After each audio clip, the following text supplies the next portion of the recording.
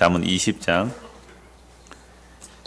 1절에서 10절까지 잠언 20장 1절에서 10절까지 보겠는데요. 1절 2절만 우리 같이 읽겠습니다. 포도주는 거만하게 하는 것이요 독주는 떠들게 하는 것이라. 이에 미혹되는 자마다 지혜가 없느니라. 왕의 진노는 사자의 부르짖음 같으니 그를 노하게 하는 것은 자기의 생명을 해하는 것이니라. 아멘. 8절 9절도 우리 같이 읽겠습니다. 심판 자리에 앉은 왕은 그의 눈으로 모든 악을 흩어지게 하느니라. 내가 내 마음을 정하게 하였다. 내 죄를 깨끗하게 하였다 할 자가 누구냐. 이 두 절의 말씀을 중심으로 왕의 진노에 대해서 말씀을 살펴보려고 합니다. 우선 1절입니다. 포도주는 거만하게 하는 것이요 독주는 떠들게 하는 것이라. 이에 미혹되는 자마다 지혜가 없느니라. 여러분, 사람들이 술을 마시면 왜 거만하게 되지요? 평소에 겸손하고 조용하던 사람이 술만 마시면 거만해져요. 막 큰 소리 막 쳐요. 세상이 막 손바닥만 해 보인다 그래요. 술을 취하는 사람도 그렇다 그래요. 자기보다 상관이고 사장이고 이거 나와봐라 한판 붙자 막 이렇게 막 갑자기 막 거만해진대요. 이게 술은 흥분제가 아니라 진정제라 그래요. 알코올이 들어가면 사람의 이성적인 판단을 하는 것을 마비를 시켜버리니까 이성적 판단이 안 된대요. 그래서 막 2층에서 막 그냥 뛰 내려버리고 왜? 거만해서 그래요. 그러니까 이성적 판단이 마비가 되니까 사람이 아주 거만해지는 거죠. 그래서 포도주는 거만하게 되고 독주는 막 떠들게 되죠. 술에 취하면 막 떠들잖아요. 대통령 나와, 사장 나와, 막 이렇게. 내일 되면 또 삭삭 가서 비려야 되고요. 그러니까 포도주나 이 독주에 미혹되는 자, 중독이죠. 중독되는 자는 뭐가 없어요? 지혜가 없다. 그 잠언 23장에 술에 대해서 아주 상세하게 나옵니다. 그때 가서 좀 더 술에 대한 말씀을 드리려고 하고요. 오늘은 간단히 보려고 하는데, 제가 어제 전주 갔다가 전주에 늦어 차가 없어요. 그래서 자고 오는데 새벽 4시에 잠이 깨니까 잠이 안 와서 TV를 봤더니 미국에서 실험을 한 건데요. 실험용 지를 가지고 알코올로 실험을 한 거예요. 그러니까 술이 왜 위험한가 하면 술을 분해하게 되면 알데히드인가 알코올이 나오는데 이건요 많이 공기 중에 노출되면 사람 바로 실신한대요. 그게 숙취의 원인이 되고 그런 건데, 그러니까 이건 이제 사람으로 실험을 했대요. 지뢰에 실험하고 나서 사람을 실험했는데, 여러분들은 술을 좀 드셔보셨어요? 폭주를 마시는 거 하고, 그러니까 자기가 소화시킬 만한 술을, 그러니까 예를 들어서 소주 3병을 한꺼번에 마시는 거 하고 소주 3병을 일주일 동안 나누어 마시는 거고 어느 것이 더 안 좋을까요? 한꺼번에 먹는 거 아니면 나눠 먹는 거? 둘 다 똑같이 안 좋아요. 옛날에 좀 무박했죠 그래서 간 수치를 측정하는 첨단 기계를 딱 측정하니까요. 폭주를 마시든지 나눠서 마시든지 간에 간 측정하는데 염증 수치가 팍 올라가는 거예요. 조금만 들면 간 경화로 가는 정도로. 그러니까 이 술이라는 것이 장 안에 있는 세균도 바깥으로 배출시키는 그 일을 한대요. 그래서 결국은 염증 수치가 올라가는 그래프로 보여주더라고요. 그러니까 이제 남자 2사람이 실험 대상이 됐는데, 한 사람은 폭음을 하는 게 낫다, 한 사람은 천천히 나누어 마시는 게 낫다. 둘이서 막 싸움을 한 거예요. 그런데 2사람이 딱 수치를 검사를 해보니까 정확하게 그래프가 딱 나와요. 그거 심각하더라고요. 술을 즐기시는 분들 조심하시기 바랍니다. 빨리 가고 싶으면 많이 마시고 빨리 가시든지. 근데 술만 아니에요. 술은 그 잠언 23장에 상세히 나오니까 그때 술에 대해서 좀 더 보도록 하고요. 포도주나 독주에 취하면 거만하게 되고 떠들게 되는데, 이것은 결국은 지혜가 없다고 그러잖아요. 지혜가 없으니까 뭔가에 빠지고 중독이 되는 거예요. 근데 술에만 중독되는 거 아닙니다. 요즘 아이들 스마트폰에 중독되어 있잖아요. 게임에. 세상에 길을 가는데 이러고, 건널목을 건너도 이러고 가죠. 사람들 다 건널목 가도 전부 이렇게 차를 타고 가도 차가 오는데, 그러니까 사고 나는 것도 많아요. 아니, 운전하면서 또 뭐 하고 있어요? 폰 본다고 그 문자하고 말이죠. 그래서 사고 나는 거 많거든요. 중독이에요, 일종의. 폰만 그래요? 인터넷 중독. 요즘 비트코인 들어보셨어요? 뭔 말인지도 모르겠는데 비트코인 가상화폐인데 완전 광풍이 불었어요. 우리나라에서 드디어 하나 해킹도 해가지고 파산이 됐죠. 이것도 인터넷 없으면 안 되는 거거든요. 그러니까 사람들이 왜 자꾸만 이런 데 중독이 될까? 중독이 되는 이유가 있는데요. 그것은 그 사람 안에 참된 만족이 없어서 중독이 되는 겁니다. 그러니까 다른 말로 하면 뭐가 없어요? 지혜가 없어서 중독이 되는 거죠. 잠언서의 지혜, 성경 전체의 지혜는 예수 그리스도거든요. 참된 지혜신 예수 그리스도가 우리 안에 계시면 예수 그리스도로 만족하게 되면 그거 별로 중독될 일이 없단 말이에요. 수많은 중독자들이 많고 우리나라에 중독자들이 어마어마하게 많습니다. 그거 치료하는 비용도 엄청나겠죠. 그래서 여러 가지 중독 치료 센터도 있지만 근원적인 치료를 하려면 결국은 지혜가 있어야 되거든요. 참된 지혜를 알게 되면 그 지혜가 우리에게 임하면 그런 중독에서 벗어날 수 있습니다. 사람들은 왜 자꾸만 양식도 안 되는 그런 것들에 중독이 되는가라고 하면 성경의 말씀이 나오는데요. 이사야 55장을 한번 보십시오. 이건 주일날 질문하는 시간에 누가 질문해서 시편에서 도대체 갈망이 뭡니까? 라고 했을 때 그럼 사람은 다 갈망하죠. 네페시. 갈망하는 인간인데 정당하고 정상적인 것을 갈망하는 것이 지극히 당연하죠. 그런데 비정상적으로 없어도 되는 것들을 끊임없이 갈망한단 말이죠. 그럼 왜 그렇게 갈망하는가에 대해서 제가 답을 드리면서 몇 곳 성경을 찾은 내용이 이사야 55장 1절입니다. 오호라 너희 모든 목마른 자들아 물러 나오라 돈 없는 자도 오라 너희는 와서 사 먹되 돈 없이 값없이 와서 포도주와 젖을 사라. 구약시대는 포도주와 젖은 주식입니다. 그러니까 양식이 없는 자는 포도주와 젖을 사라 이 말인데 어떻게 사라고요? 돈 없이 값없이. 아니 포도주와 젖을 어떻게 돈 없이 값없이 사요? 그러니까 이건 당시 포도주와 젖이 아니겠죠. 아모스 말씀처럼 양식이 없어 주림이 아니고 마실 물이 없어 가람이 아니에요. 그러니까 하나님의 말씀을 듣지 못한 가람이란 말이죠. 하나님의 말씀은 값없이 주어지는 거예요. 그래서 2절에 보십시오. 55장 2절. 너희가 어찌하여 양식이 아닌 것을 위하여 은을 달아주며 배부르게 하지 못할 것을 위하여 수고하느냐. 내게 듣고 들을지어다. 그리하면 너희가 좋은 것을 먹을 것이며 너희 자신들이 기름진 것으로 즐거움을 얻으리라. 이게 먹는 음식을 말하는 게 아니겠죠. 들으란 말이에요. 나에게 들으라. 나에게 들으라. 지혜의 말을 들으라. 진리의 말씀을 들으라. 그리하면 너희가 좋은 것, 진짜 생명 양식을 먹을 것이며 너희 자신들이 기름진 것으로 즐거움을 얻으리라. 진짜 만족이 있다. 어디에요? 말씀에. 참된 지혜에. 그러니까 이 참된 지혜가 없으니까 날마다 흙이지죠. 속이 허하니까 사람들은 중독돼요. 포르노에 중독돼요. 드라마에 중독돼요. 게임에 중독돼요. 알코올에 중독돼요. 마약에 중독돼요. 점점 가면 마약에 중독돼요. 이번에 어제 뉴스인가 보니까 서울 강남 한복판에서 마약 거래 하다가 잡혔더라고요. 220kg. 헤로인 20kg. 289억인가. 30만 명이 중독시킬 수 있는 그 양이에요. 그 외국인하고 우리나라하고 이렇게 접선하다 강남에서 잡혔는데요.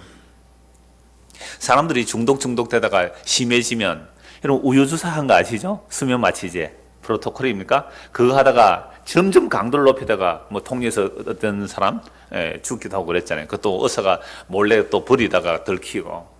정말 폐가망신의 중독이라는 것은. 그런데 사람들마다 뭔가 하나씩 다 중독이 있을 거예요. 이 중독 있는 사람 손 들어라 안 할게요. 중독이 다 있어요. 다들 중독들이 하나 몰래 사람들 안 보는 중독들이 하나씩 있을 거예요. 그럼 왜 보세요. 이유가 있어요. 너희가 어찌하여 양식 아닌 것을 위해서 은을 달아주며. 여러분 중독되려면 돈 줘야 됩니까? 안 됩니까? 게임해도 게임 머니가 들어가야 되고요. 술 마시려도 돈 들어가고요. 뭘 해도 돈 들어가잖아요. 그러니까 양식이 안 되는 것을 위하여 왜 돈을 지불하느냐. 그러니까 양식도 안 되는 것을 돈을 지불한다는 것은 이미 뭐가 없는 거죠? 지혜가 없어서 그게 중독되어 있는 거예요. 그럼 그 중독에서 벗어나면 어떻게 해야 돼요? 진짜 양식 먹어라. 진짜 양식. 그것은 내게 와서 들으라. 하나님 말씀 들으라. 그리하면 내가 배가 부를 것이고 만족하게 되니까 다른 것 안 찾게 될 거야. 라는 말씀을 하시는 거예요. 그럼 여기서 적과 포도주가 뭘까요? 요한복음에서는 예수님께서 나를 믿는 자는 그 배에서 생수가 강처럼 흐르리라 그랬거든요. 이것은 너희가 받을 성령을 가리켜 말씀하신 겁니다. 예수를 믿으면 성령이 우리에게 임하여. 성령이 임하면 성령은 우리로 하여금 참된 진리로 인도해요. 진리는 예수 그리스도예요. 그리스도의 말씀으로 인하여 예수님을 알고 믿으면 내 안에 더 이상 소망이 없는 거죠. 내 이상 다른 세상의 헛된 것을 바랄 필요가 없는 거예요. 만족하신 분, 내 완성된 사랑이 내 안에 왔는데 뭘 더 추구할 게 없단 말이에요. 이래야 중독에서 끊어지면, 진짜 중독에서 끊어지는 것은요.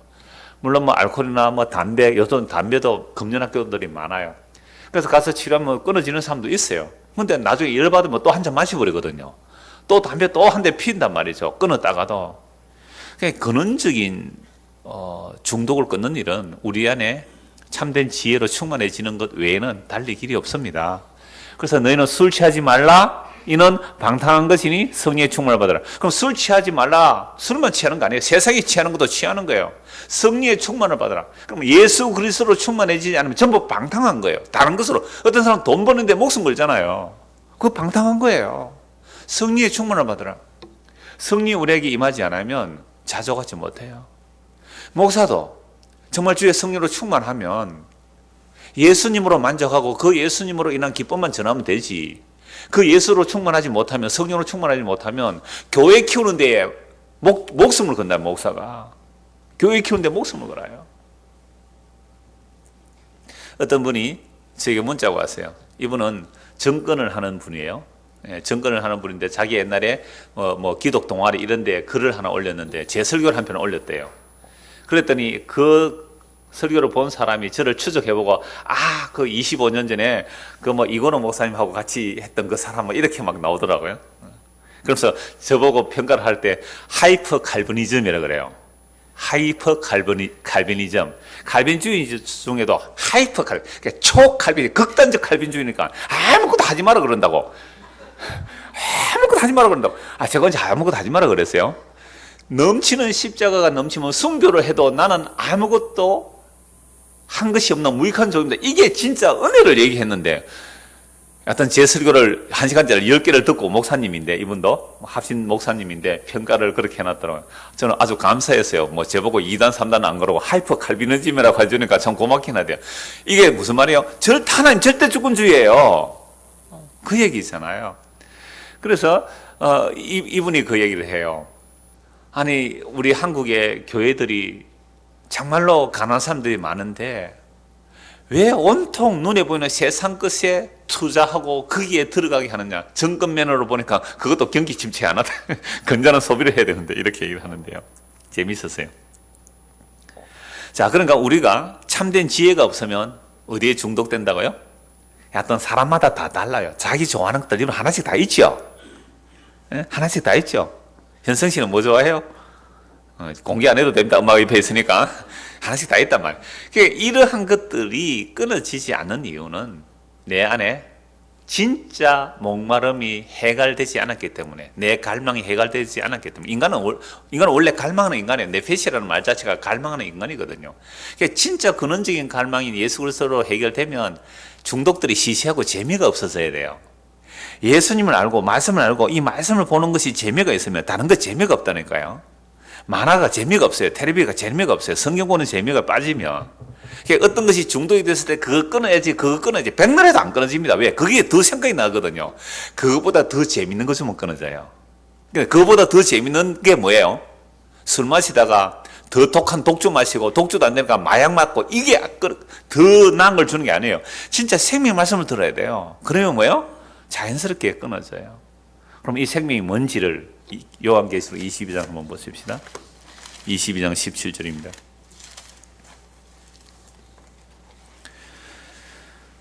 성령과 신부가 말씀하시기를 오라 하시는도다. 듣는 자도 오라 할 것이요 목마른 자도 올 것이요 또 원하는 자는 뭐요? 값없이 생명수를 받으라. 보세요. 양식이 안 되는 중독거리들은 우리가 다 돈을 주고 사야 됩니다. 근데 돈을 주고 사도 그게 만족이 없어요. 그러니까 계속 돈을 더 줘야 되잖아요. 더 많이 줘야 되죠. 중독은요, 가면 갈수록 폐가망신이 납니다. 게임에 중독돼 보세요. 또 로또 같은 데도 중독돼요. 경륜에 중독되고 또 뭡니까? 경마장. 경마장에 중독돼 보세요. 집안 다 망칩니다. 그러니까 그러한 목마름에서 해결되는 것은 딴 게 없어요. 지혜의 말을 듣지 않으면 돼요. 그럼 지혜는 예수 그리스도고 예수 그리스도의 생명이에요. 그래서 예수님을 값없이 주시는 그 생명수로 내 안에 자족하게 되면 그게 재미가 없어서 서서히 언제 나도 모르게 끊어져요. 나도 모르게. 자, 다시요. 본문 20장. 잠언 21절. 포도주는 그만하게 하는 것이요 독주는 떠들게 하는 것이라. 이에 미혹되는 자마다 지혜가 없느니라. 그래서 지혜의 말을 들으라. 지혜의 말을 들으라. 그런데 바로 이어지는 말씀을 보면 그 미혹되는 것이 끊어질 수 있는 길을 또 말씀하고 있는데요. 2절입니다. 왕의 진노는 사자의 부르짖음 같으니 그를 노하게 하는 것은 자기의 생명을 해하는 것이니라. 이 왕의 진노라는 것은 뭐 전제군주 같은 그런 왕의 진노를 말하는 게 아닙니다. 우리 나라 조선시대만 해도 왕의 명령은 곧 사형입니다. 왕이 저놈 사형 내리라 하면요, 사형 마셔야 돼요. 왕이 자기 아내 또는 첩이라도 왕이 사형을 내리면요, 어제까지 아내인데 사형 내리면 어떻게 해야 돼요? 성은이 망극합니다 하고 사형 마셔야 돼요. 왕이 진노하면 정말 생명을 잃어요.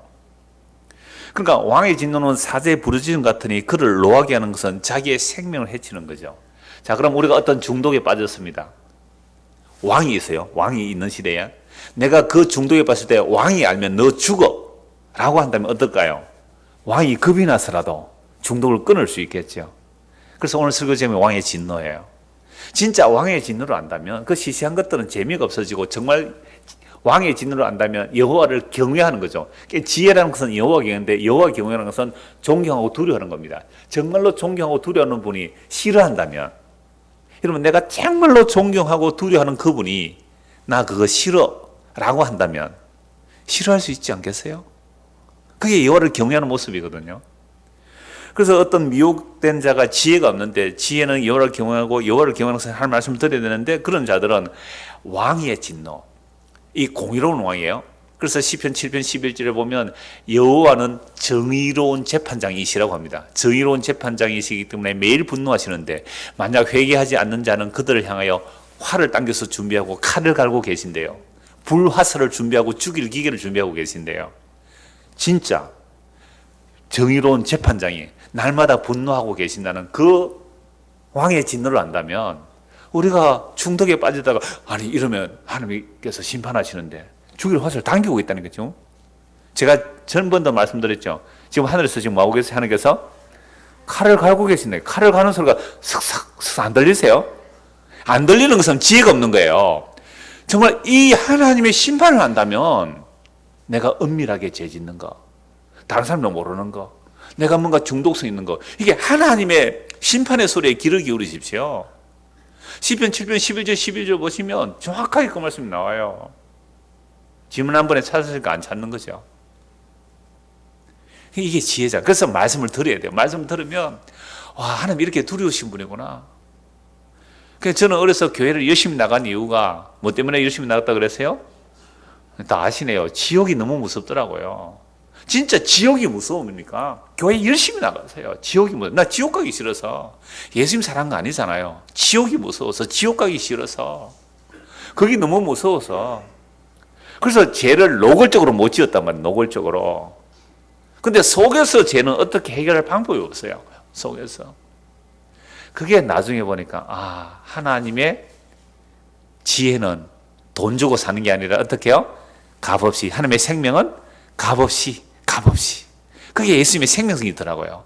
예수님의 살을 찢어주고 피를 넣어주시면서 이걸 값없이 먹으래요. 값없이. 왜? 그 생명의 속전의 값은 너무 귀하기 때문에 어떤 누구라도 돈으로 그 생명을 살 수가 없기 때문에, 우리의 행위로도, 우리의 어떤 보물로도 생명을 살 수가 없기 때문에 값없이 주셔야 되는 것.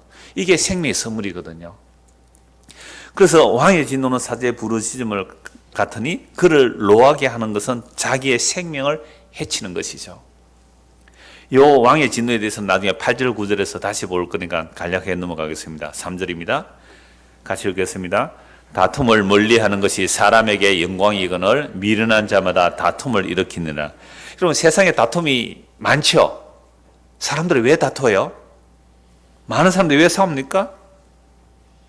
다툼을 멀리하는 것이 자기에게 영광이고 또 다툼을 멀리하는 사람은 자기에게 그것이 영광이 되는데 미련한 자마다 다툼을 일으킨다. 그럼 세상에 다툼이 많다는 것은 뭐가 많은 거예요? 미련한 자가 많은 거죠. 근데 우리도 사실 다툽니까 안 다툽니까? 다투죠. 그럼 왜 다퉈요? 미련하니까 다투는 거잖아요. 그러니까 미련하다는 말은 결국 지혜가 없는 거거든요. 지혜가 없다는 말은 여호와를 경외 안 해요. 하나님을 안 믿어요. 여러분, 세상 사람들이 사람과 사람이 다투고 또 뭐 가정과 가정이 다툴 수 있고 교회가 교회끼리 다투고 노예 안에서도 서로 다투고 우리 임신 노예 했는데 막 다투더라고요, 사람들이. 그래서 내가 아무도 오지 말라 그랬잖아요. 마구 다퉜어요. 내가 다시는 내가 자리 빌려주나 봐라요. 안 빌려줄게요, 제가. 막 다투어요. 노예가 노예끼리 다투고 총회가 다투고. 저는 그걸 보면서 편나누가 싸우는데 보고 정말 저분들이 예수님을 믿는 거 맞나?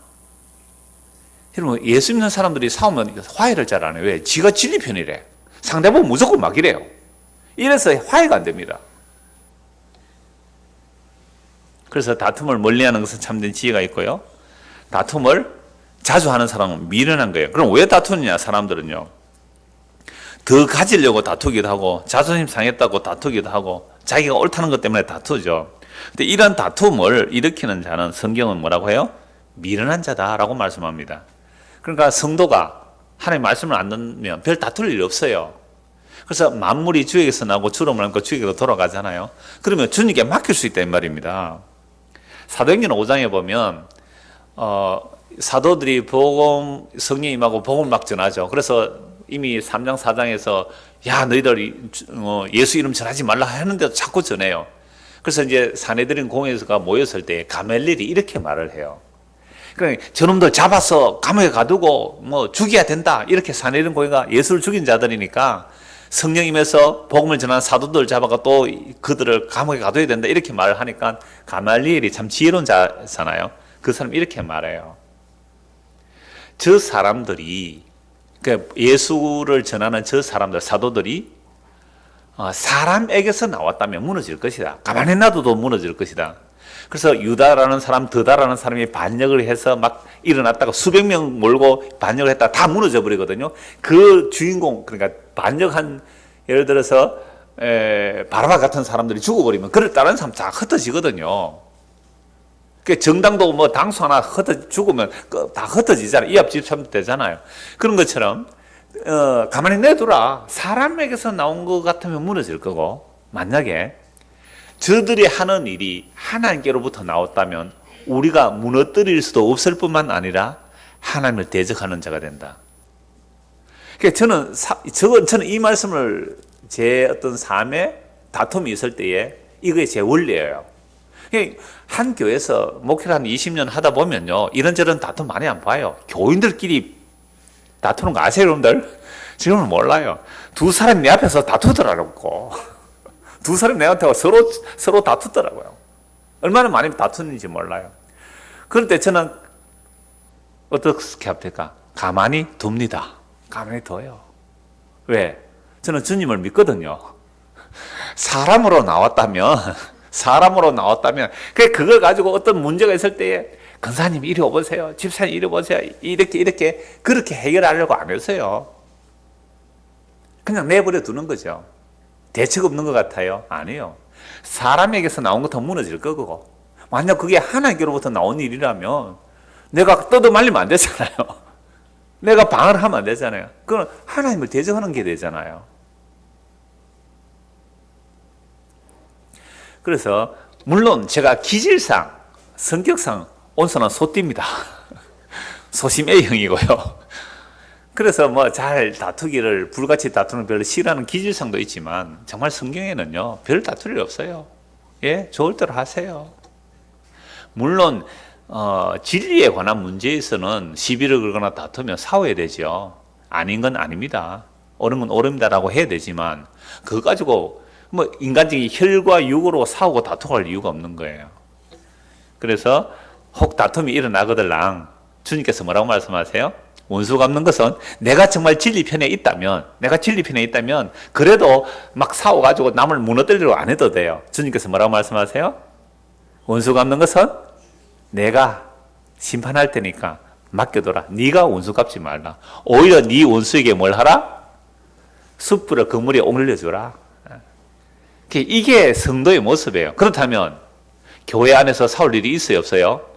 없죠. 그냥 싸운다는 것은 뭐가 없는 거죠? 지혜가 없는 것이고 하나님의 말씀을 안 듣는다는 거예요.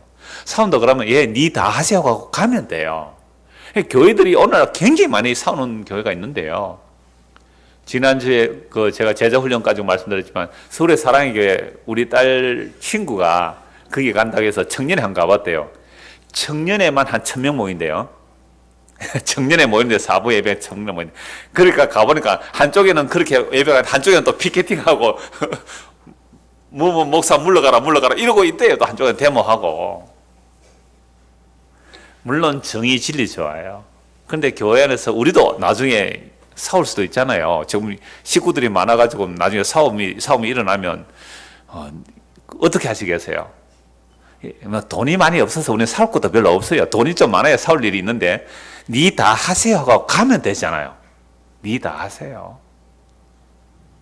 대부분의 교회가 싸움을 할 때 물론 다들 진리 싸움이라 같지만은 결국은 숫자 확보해서 누가 많이 재산 차지하느냐의 싸움입니다. 거의 다.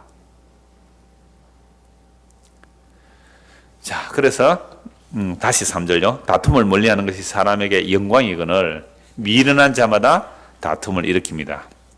4절. 게으른 자는 가을에 밭갈지 아니하나니 그러므로 거둘 때에는 국을 할지라도 얻지 못하리라. 자주 나온 말씀이에요. 이게 너무 당연한 말씀이잖아요. 게으르면 씨 뿌릴 때 봄에 씨 안 뿌리면 가을에 거둘 거 없잖아요. 이스라엘은 가을에 씨 뿌려요. 보면 못 거두지요. 그러니까 씨를 뿌리지 않는 자 거둘 거 없지요. 그래서 나중에는 국을 할지라도 얻지 못하리라. 지극히 당연합니다. 갈라디아서 6장에서는 두 가지로 말씀해요. 섞는 양식도 뿌려야 거두는 거죠. 그죠? 섞는 양식도 뿌려야 거둬요. 근데 영적인 양식도 열심히 뿌려야 거두는 거 맞아요. 그래서 성령을 위해서 심는 자는 성령으로부터 영생을 거두고 육체를 위해서 심는 자는 육체로부터 썩어질 것을 거둬요. 그러니까 이 땅에 발 딛고 사는 한 먹고 살아서 열심히 이마에 땀을 흘리며 일해야 돼요. 마땅히 해야 돼요. 그리고 성령을 심는다는 것은 정말 은혜죠. 주의 은혜가 임하게 되면 지혜의 말씀을 듣게 돼요. 귀가 열리고 눈이 떠요. 그래서 성령님에서 지혜의 말씀을 듣게 되면 뭐가 사는 거죠? 우리 영혼이 사는 거예요. 자, 그렇다면 지금 우리가 여기 온 것은 뭐 돈 벌려고 복 받아 온 거 아니잖아요.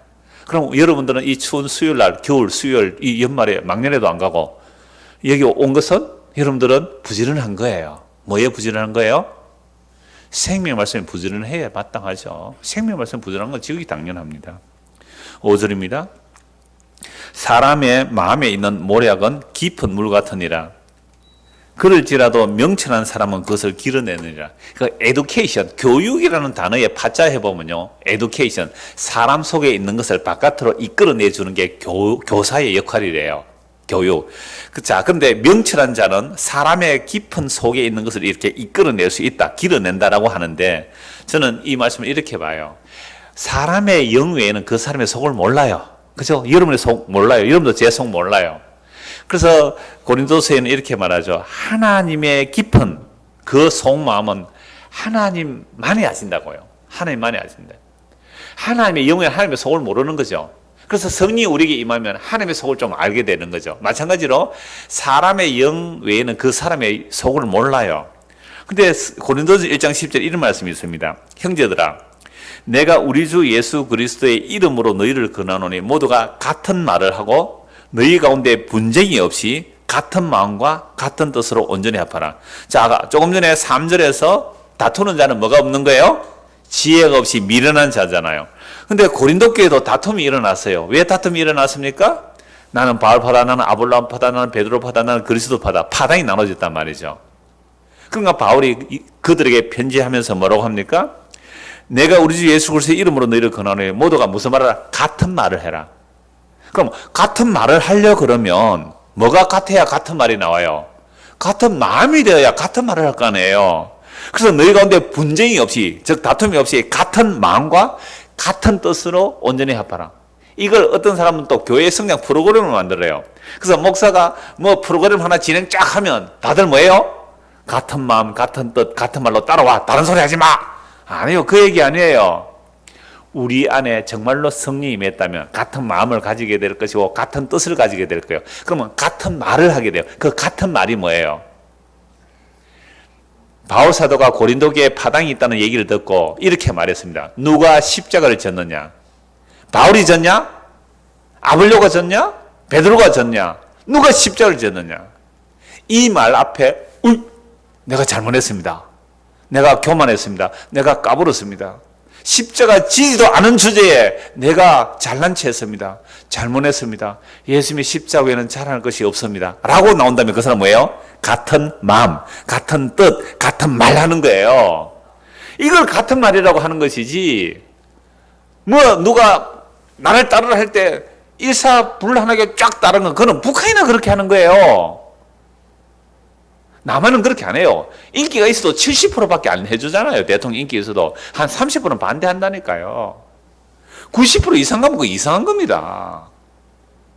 그래서 우리 안에 같은 마음, 같은 뜻, 같은 말을 한다는 것은 이미 누가 십자가를 짓느냐는 그 말 앞에 할 말이 없고 입을 닫고 예수님 앞에 회개하는 자들, 이런 자들이 같은 말을 하는 거죠. 그러니까 이런 사람들의 마음의 그 깊은 것이 이제 길어내는 거죠. 그럼 바울은 지금 사람 속에 있는 그 깊은 것을 뭐예요? 길어냈단 말이에요. 어떻게 길어냈어요? 누가 십자가 졌는데 이 말 앞에 할 말이 없는 사람, 나는 예수님 외에는 할 말이 없습니다. 이런 사람은 뭐예요? 같은 말, 같은 뜻, 같은 말을 하게 되는 그 마음에 있는 것을 길어낸 거죠. 교회는 이 말 앞에 입을 닫는 게 교회예요. 누가 공로가 많느냐, 이 예배당 짓는데 누가 더 돈을 많이 내느냐, 누가 뭘 잘했느냐, 누가 십자가 졌는데, 아이고, 제가 잠시 착각했습니다, 잘못했습니다 하면 뭐예요? 그 마음에 있는 것을 길어낸 거잖아요. 6절입니다. 많은 사람이 각기 자기의 인자함을 자랑하나니 충성된 자를 누가 만날 수 있으랴. 사람들이 자기의 인자를 자랑하는데 충성된 자, 문맥으로 보면 많은 사람이 각기 자기의 충성됨을 자랑하나니 이렇게 해야 되겠죠. 그러니까 인자를 충성됨 또는 신실함으로 얘기해도 돼요. 그러니까 사람이 자기의 신실함과 충성됨을 자랑하나니, 그러나 진짜 충성된 자를 누가 만날 수 있겠느냐 이 말입니다. 여러분들은 어때요? 충성되십니까? 한 교회 한 20년 이렇게 지나고 보면요, 어떤 사람이 충성된지 아닌지 조금은 알 수 있어요. 속은 잘 몰라도 껍데기로 보면 좀 알 수가 있어요. 연말 되면 이렇게 구역장도 세워야 되고 교사도 세워야 되고 좀 맡길 만한 사람을 생각을 해보거든요. 교사를 누구를 할까, 구역장을 누구를 할까, 이래 마음에 생각을 오래 해요. 쭉 하다 보면 그 사람이면 되겠다 싶은 사람이 많을까요, 적을까요? 그 사람이면 되겠다. 이 봉사부장을 한 사람 시키려고 하거나 또 뭘 시키려고 할 때 그 사람이면 되겠다 싶은 사람이 많을까요, 적을까요? 이 교인이 200명이 넘는데 보니까 대충 보니까 한 200명이 넘을까요, 요즘? 되게 부흥 많이 했다, 그죠? 그런데도 맡길 만한 사람이 없어. 교사를 맡길 만하도. 근데 의외로 제가 건찰님 좀 맡아주시겠어요? 교사 좀 해주시겠습니까? 의외로 몇 사람은 하죠. 너무 놀랐어요. 전에 같으면 못해요, 안 해요 이럴 건데. 여러분, 교사를 맡았으면 한 70까지 해도 안 되겠습니까? 한 70 정도 돼도 은퇴해도 되거든요. 머리가 희끗이 크단 분이 그 애들 초등학생 넣고 성경 이야기 해주는 게 얼마나 보기 좋아요. 근데 몇 년 하면 목사님 못 하겠습니다. 진짜 충성된 자가 힘들어요. 신실하지 못해요. 그래서 많은 사람이 각기 자기 인자함을 자랑하는 충성된 자를 누가 만날 수 있겠는가? 진짜 충성된 자는요, 어떤 사람이냐면요, 마땅히, 그러니까 예수님께서 누가복음 17장에 말씀하셨죠. 어떤 사람이 하루 종일 일하고 집에 돌아와서 주인의 상에 밥상 다 차려주고 잠자리까지 다 봐주었다고 주인이 종아 수고했다 이렇게 말 안 한다는 거죠. 종은 그렇게 다 해놓고서도 내가 마땅히 해야 할 일을 한 무익한 종입니다 라고 하는 것이, 그게 겨자씨 하나일 만한 믿음이래요. 그렇게 해야 겨자씨 하나일 만한 믿음. 왜? 예수님께서 제자들이 너희가 믿음이 겨자씨 하나일 만한 믿음이 있어 또 이 뽕나무 들어서 바다에 신기하면 그대로 될 것이다 라고 했기 때문에, 주여 그러면 우리에게도 믿음을 더하여 주십시오 라고 하니까 예수님이 하신 말씀이 이 비유의 말씀이거든요. 종이 종일 충성하고 왔는데 저녁에 와서 또 주인의 상 다 받으리고 잠자리 다 받으렸다고 주인이 살해하겠느냐? 그때 종이 이렇게 말해라. 제가 마땅히 해야 할 일을 한 것뿐인 무익한 종입니다 라고 하는 것이 믿음을 더해 줘서, 어떤 믿음요? 겨자씨 하나일 만한 믿음을 더하여 주셔서에 대한 예수님의 대답이에요. 그럼 우리 안에 겨자씨 하나일 만한 믿음이 있으면 어떻게 해야 돼요? 죽도록 충성하고서도, 여러분 죽도록 충성하신 분 계세요? 죽도록 충성하고서도 뭐라고 해야 돼요? 나는 마땅히 해야 할 일을 한 것뿐이 무익한 종입니다. 이 충성된 자가 누구예요? 예수님 뿐이죠. 예수님 뿐이죠. 그래서 예수님의 충성됨으로 인하여 우리에게 복을 받아요. 7절 보십시오. 온전하게, 같이 읽읍시다. 온전하게 행하는 자가 의인이라 그의 후손에게 복이 있느니라. 그러니까 온전하게 행한다는 말은 어떤 자예요? 충성된 자죠. 그런데 대충 충성한 게 아니에요. 신실해야 돼요. 100% 충성해야 돼요. 그렇게 온전하게 행하고 충성된 자의 후손은 뭐가 돼요? 복을 받잖아요. 온전하게 행하는 자가 의인이고 그런 의인의 후손은 복을 받아요. 그래서 시편 출애굽기 20장 5절에 보면 이 말씀하죠. 하나님의 말씀을 온전하게 다 지켜 행하면 몇 대를 복을 받고요? 1000대를 복을 받고, 잘못 지키지 않으면 3, 4대를 벌을 받는다 했거든요. 이거 1000대와 3, 4대라는 것은 영원과 잠깐이에요. 사실은 3, 4대라는 것은, 1000대라는 것은요, 뭐 30년을 한 세대로 봅시다. 그러면 1000년 같으면 몇 년이에요? 3만 년이에요. 어떤 의인이 정말로 의롭게 살아서 잘 되었다면 자손이 3만 년이라는 것은 성경의 개념에서 영원하다는 개념, 1000대라는 개념이 영원한 개념이에요. 정말 어떤 분이 완벽하게 의인이라면 그 후손은 언제까지 복을 받아요? 영원히 복을 받고. 근데 그 조상이 잘못하면 몇 대요? 3, 4대는요, 잠시예요, 잠시. 1000대에 비하면 3, 4대는 잠시잖아요. 그러니까 영원과 잠시라고 해야 돼요. 자, 그렇다면 오늘 우리는 완전하게 충성하셨습니까? 완전하게 충성하셨어요? 온전하게 행하셨습니까? 율법을 1.1획도 틀림없이 다 지켰습니까? 모든 율법을 지키다가 하나만 어겨도 모두 어긴 것이 된다고 야고보서 2장 10절에 말씀하거든요.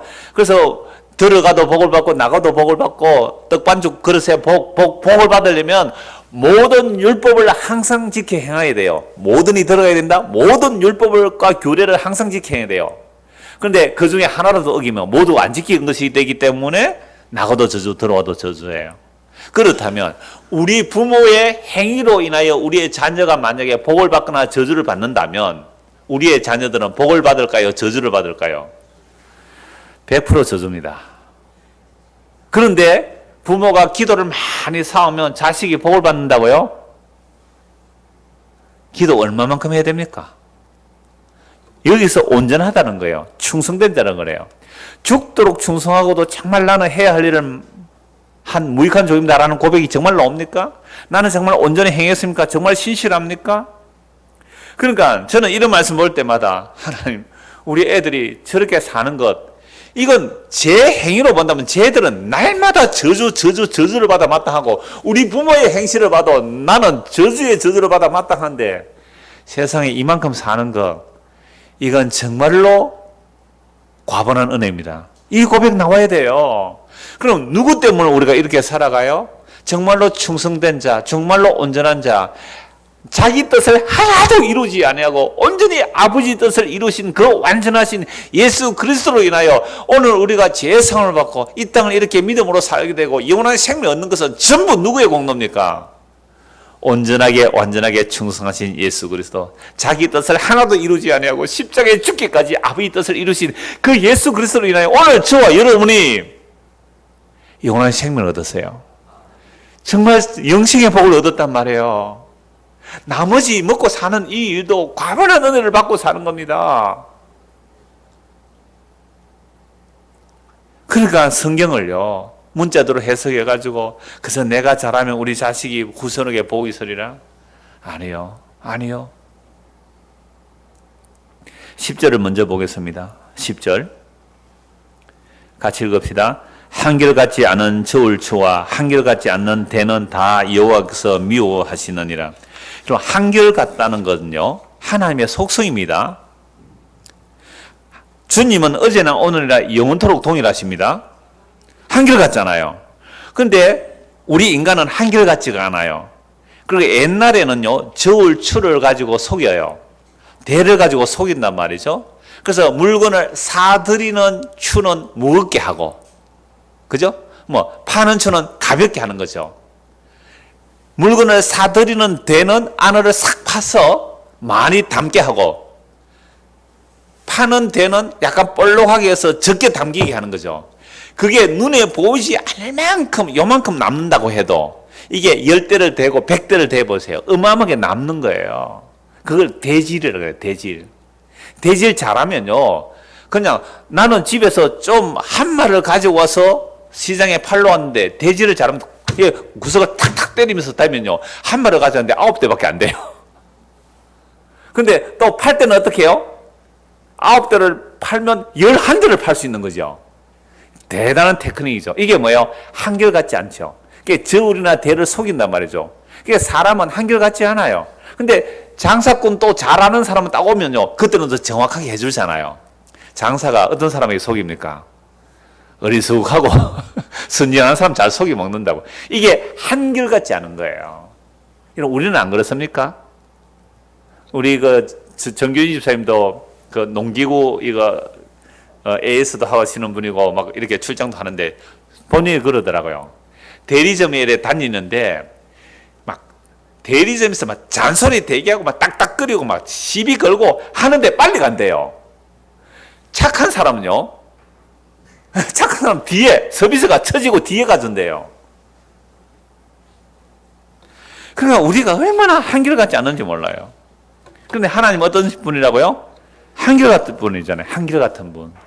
그래서 하나님의 속성이 한결같은 분이에요. 자, 그러니까 우리들은요, 한결같지 않은 게 어떠냐면, 이번 교회를 다녀도 자기 기분 좋으면 막 열심히 하다가 좀 기분 나쁘면 어떻게 해요? 목사 밉다. 그러니까 이 자기 기분 따라 하는 이것이 물론 진리에 관한 문제가 아닌, 그죠? 진리의 문제는 그냥 사소한 자기 기분, 이것 때문에 우리는 한결같지 않을 수가 많아요. 그래서 주님 이렇게 말해요. 인자가 올 때에 세상에서 믿음을 보겠느냐. 이게 무슨 말씀이에요? 어떤 과부가 억울한 일을 당했어요. 재판관인데 불의한 재판관이에요. 하나님도 두려워하지 않고 사람도 두려워하지 않는데, 이 억울한 과부가 맨날 아침마다 가서 내 억울한 거 풀어주세요. 억울한 분 거 풀어주세요. 재판관이 나는 하나님도 두려워 안 하고 사람도 안 두려워하는데 이 사람의 억울함을 들어주지 않으면 내가 귀찮아서 못 살겠다. 그래, 네 억울함 풀어줄게 라고 얘기를 한 거죠. 이걸 가지고 우리는 어떻게 설교를 들었습니까? 하나님께 강청 기도를 해라, 매달리라, 끈질기게 기도하라. 그럼 하나님이 여러분의 소원을 들어준다. 천만의 말씀, 그 말씀 아니에요. 여러분, 억울한 이 과부는 정당한 청혼이었어요.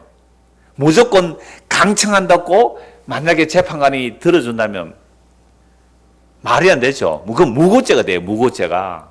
그 여자를 감옥에 가둬도 된단 말이에요. 너무나 정당하지만 힘이 없고 약하기 때문에 아무도 안 들어준 거예요. 그래서 날마다 재판장에 구해서 그 억울함이 풀렸다면, 예수님께서 인자가 올 때 세상 믿음을 보겠느냐는 말은 뭐예요? 한결같이 주님의 약속을 믿고 기다리겠느냐. 예수를 믿고 사는 게 억울한 일 많이 당해요, 세상에서. 예수 믿고 살아보세요. 손해볼 일 많아요. 억울한 일 많아요. 그런데 그럴 때마다 내가 운수 갚으려고 낯서니까 다툼이 일어나는 거죠. 내가 운수를 갖고 싶어요, 내가. 그러니까 내가 운수 갖고 싶으니까 힘을 동원하고 뭘 동원하다 보니까 요란하고 싸움이 많이 일어나는 거죠. 그런데 정말로 하나님의 심판을 믿는다면, 주님 재림하시면 다 심판을 믿는다면, 그때까지 이 과부처럼 뭐예요? 믿고 기다릴 수 있겠니? 이거예요. 그래서 인자가 올 때에 세상에서 믿음을 보겠느냐. 내가 재판관이 되고 싶어요. 내가 왕이 되고 싶어요. 그래서 하박국 선지자가, 하나님이 세상이 왜 이렇게 돌아갑니까? 악한 자가 잘 되고, 악한 자가 잘 되고 의인이 고난받는데 왜 가만히 계십니까? 그때 하나님 답변이 뭐예요? 그러므로 의인은 믿음으로 살라. 의인은 믿음으로 살리라. 비록 더딜지라도 내가 반드시 이룰 것이야. 그러니까 오늘 이 시대도 마찬가지예요. 이러면 예수 믿고 산다는 거, 억울한 일, 답답한 일 많을 거예요. 근데 그거 내가 운수 갚지 않고 주님 오시는 그날까지 믿음으로 사는 것, 이게 누구예요? 과부. 그게 강청기도로 이름되어 있는데 강청기도가 아니에요. 인자가 올 때에 이런 믿음을 보겠느냐. 아무런 표적도 없어요. 예수를 믿는데 기적도 없어요. 누가 도와주는 사람도 없어요. 억울한 과부로 살아가요. 그런데도 너 신실한 내 약속 믿고 내가 다시 올 때까지 너 기다리겠니? 인자가 올 때 세상의 믿음을 보겠느냐. 이 말씀이에요. 그래서 하나님은 한결 같으세요. 오늘 본문 결론입니다. 8절 9절 같이 읽읍시다. 8절 9절 심판 자리에 앉은 왕은 그의 눈으로 모든 악을 흩어지게 하느니라. 내가 내 마음을 정하게 하였다. 내 죄를 깨끗하게 하였다 할 자가 누구냐. 자, 2절에 보시면 왕의 진노는 어때요? 사자에 부러지는 것 같아서 그를 노하게 하는 것은 자기 생명해야 하는 거죠. 그런데 왕을 진노케 하는데요. 어떤 자입니까? 8절에 심판 자리에 앉은 왕은 그의 눈으로 모든 악을 흩어버려요. 그럼 이 왕이 누구 계세요? 구약시대 같으면 정말 공의롭고 정의로운 왕이 있었습니다. 잠시 잠깐이라면. 다윗도 솔로몬도 잠시 잠깐은 다 정의롭고 공의롭게 재판했잖아요.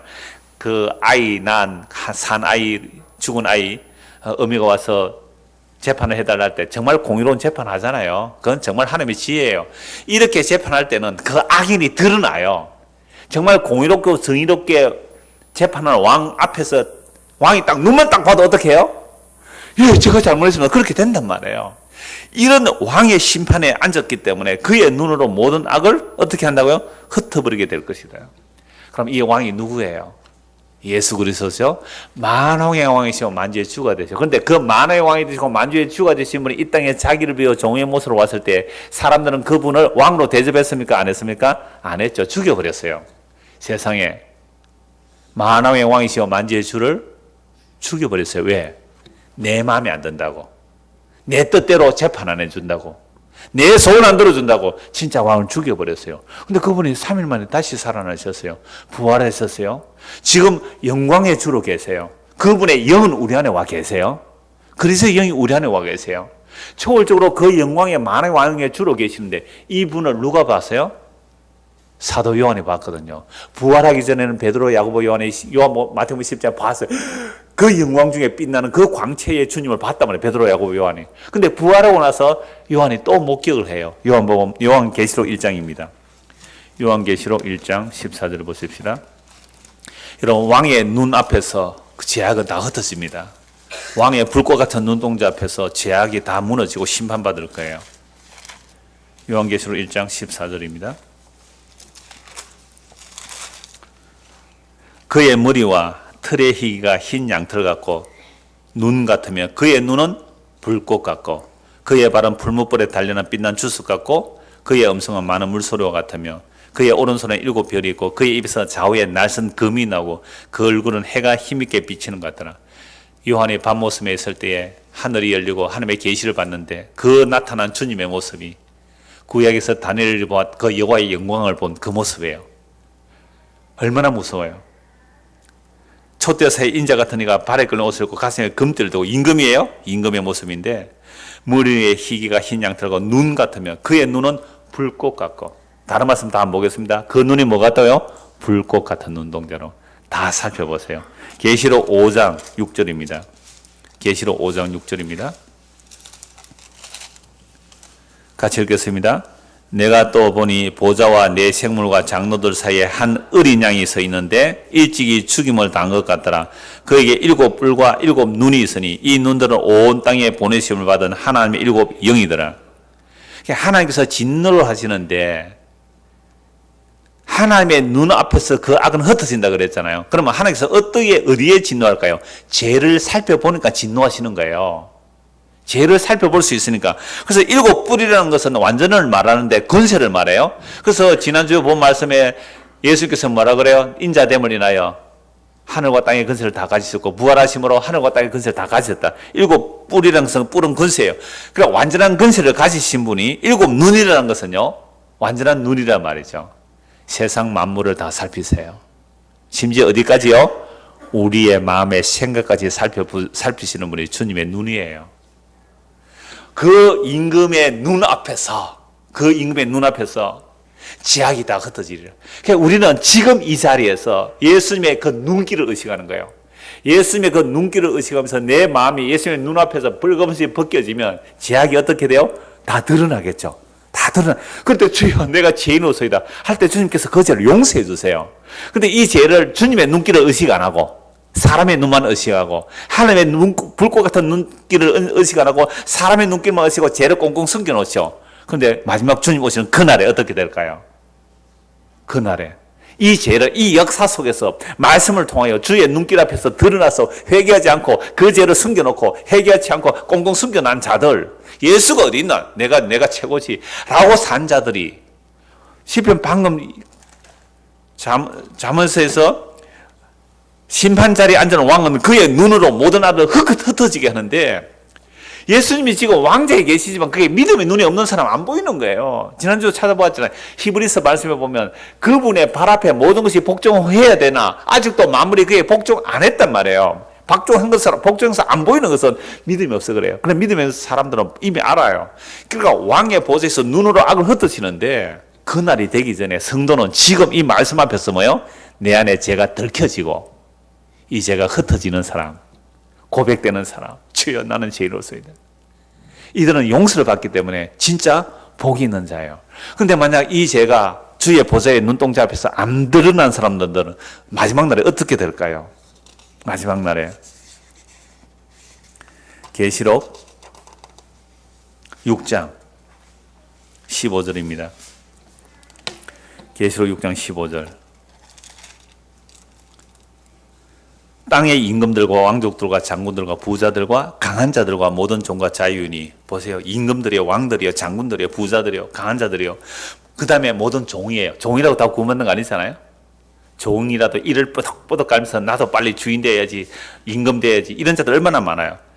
그러한 종이나 자유인이 굴과 산들의 바위 틈에 숨어 산들과 바위에게 말하되 우리 위에 떨어져 보좌에 앉으신 이의 얼굴에서와 그 어린 양의 진노에서 우리를 가리라.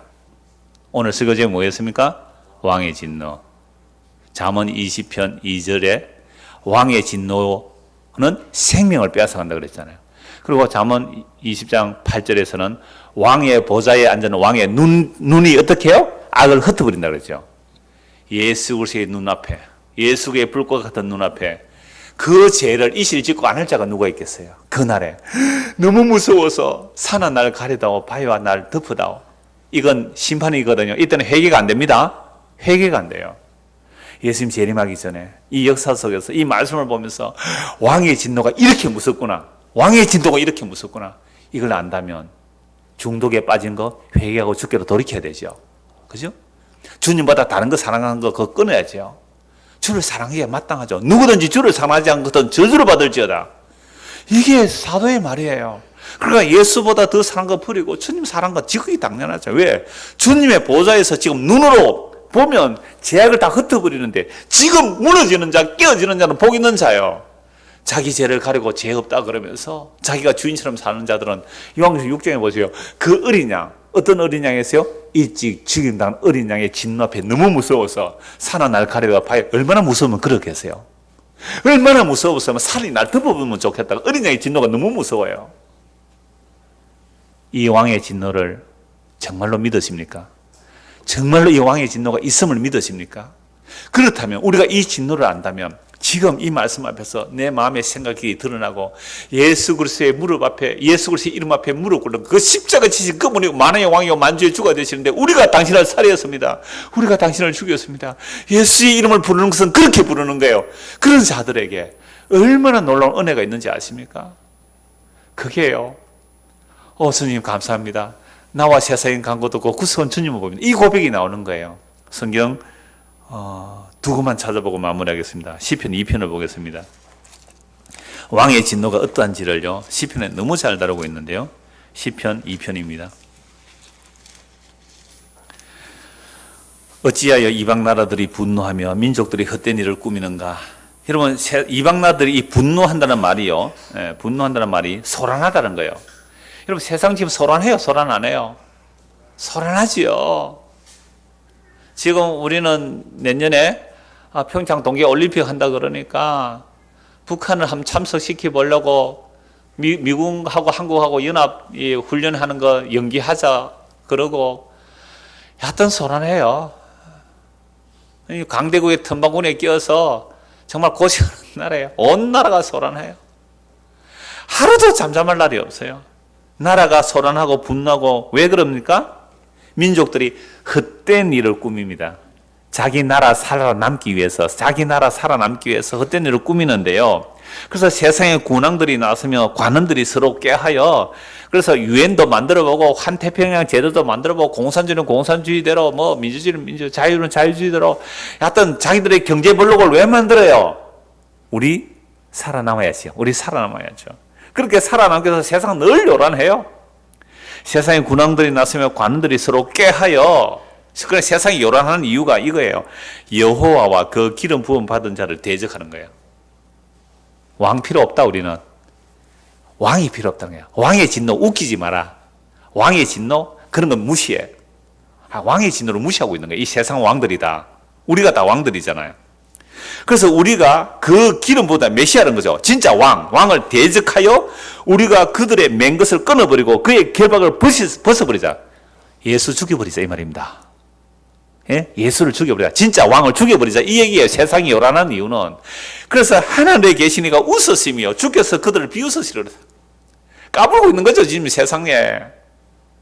진짜 왕이 따로 해요. 그래서 하나님께서 비웃으시면서 그때의 분을 바라며 진노하사.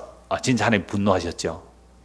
그래서 너희가 왕, 그거 세상 왕 아니야 하고 따로 왕을 세우세요. 그들을 놀라게 이르시기를 내가 나의 왕을 내 거룩한 산 시온에 세웠다 하시로다.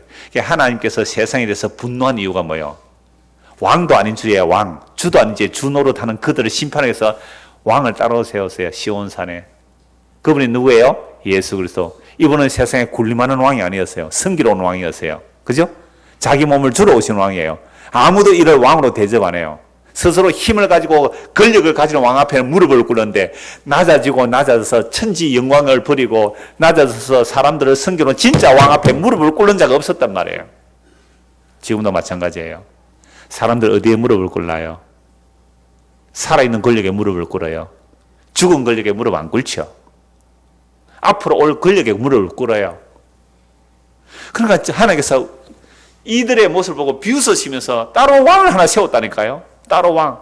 근데 그 왕은요, 아무도 왕 대접을 안 하는 왕이었네요. 그래서 그분을 죽여버렸어요. 그래서 마지막 심판이 뭐예요? 너 어느 왕에게 절했니? 이 세상 임금에게 절해서 이 세상 임금에게 절한 너 심판해요.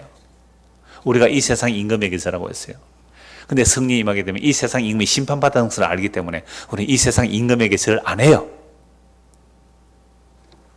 미련하고 어리석은 예수의 십자가, 그 예수가 나의 왕이라고 고백하면 그 이름 앞에 무릎을 꿇는 거예요. 그래서 예수님이 명령합니다. 하나님 명령합니다. 7절 내가 여호와의 명령을 전하노라. 여호와께서 내게 이르시되 너는 내 아들이라 오늘 내가 너를 낳았도다. 예수님 하나님의 아들이라는 거죠. 내게 구하라. 내가 이방 나라를 내 유업으로 주리 내 소유가 땅 끝까지 이르려다. 내가 철장으로 그들을 깨뜨리며 질그릇같이 부수리라 하시도다. 우리는 흙이에요. 질그릇이에요. 철퇴로 부수시겠다는 거죠. 그런즉 군왕들아 너희는 지혜를 얻으며 우리들이에요. 전부 다 왕 되고 싶은 거 우리는. 그래서 군왕들아 너희는 지혜를 얻으며 세상의 재판관들아 너희는 교훈을 받을지다. 여호와를 경외함으로 섬기고 떨며 즐거워할지라. 이게 지혜라 그랬죠. 여호와를 경외하며 그를 섬기고 떨며 즐거워하라. 이게 지혜예요. 12절 같이 읽읍시다. 그의 아들에게 입맞추라. 그렇지 아니하면 진노하심으로 너희가 길에서 망하리니 그의 진노가 급하심이라. 여호와께 피하는 모든 사람은 다 복이도다. 만화의 왕 만주의 주 여호와 하나님께서 진노하시는데 어떤 자들에게 진노해요? 자기 아들, 진짜 왕 예수 그리스도, 그 예수 그리스도의 이름에 무릎 꿇지 않는 자, 그 아들에게 입맞추지 않는 자는 지금 뭐 준비하고 계세요? 진노가 급해요. 이 세상 심판받습니다. 심판받는 이유는 딱 하나예요. 하나님의 아들, 만왕의 왕 예수 그리스도를 믿지 않고 배척했기 때문에 이 세상에 심판을 받아요. 그럼 심판받지 않는 유일한 한 가지 길은 뭐예요? 그 아들에게 입맞추는 겁니다. 여러분 그 아들에 누가 입맞췄어요? 죄 많은 한 여인이 예수님의 발에 눈물로 발을 씻기고 머리카락으로 발을 닦이고 거기에 향유 옥합 300단 향유를 깼더라 그 발에 입맞추기를 시지 않았어요. 그 발에 입맞춘 자. 그 용서받았기 때문에 많이 용서받은 자는 많이 살아나는 거죠. 우리가 진짜 하나님의 진노, 왕의 진노 앞에 죽어 마땅한데 예수 그리스도의 십자가로 인하여 용서받았다는 사실을 안다면 어찌 그 아들에게 입맞추지 않겠습니까? 어떻게 그 아들에게 무릎 꿇지 않겠습니까? 어떻게 그 아들의 이름을 부르지 않겠습니까? 오늘 쭉 계시록까지 보았습니다. 일찍 죽는 어린 양, 그 진노가 나타날 때에 세상의 권력에 무릎 꿇고 세상의 힘에 무릎 꿇은 자들은 너무 무서워서 전에 버려서 재수없다고 더럽다고 조롱하고 침뱉고 모독한 그 나사렛 예수가 만화의 왕이요 만주의 주가 되셔 있으니까 스스로 지옥으로 달려갈 수밖에 없습니다. 우리의 눈이 떠져야 돼요. 귀가 열려야 돼요. 이 말씀이 보이고 들려져야 돼요. 그래서 이 만화의 왕이신 주님 앞에 누가 설 수 있겠습니까? 시편 130편입니다. 시편 130편.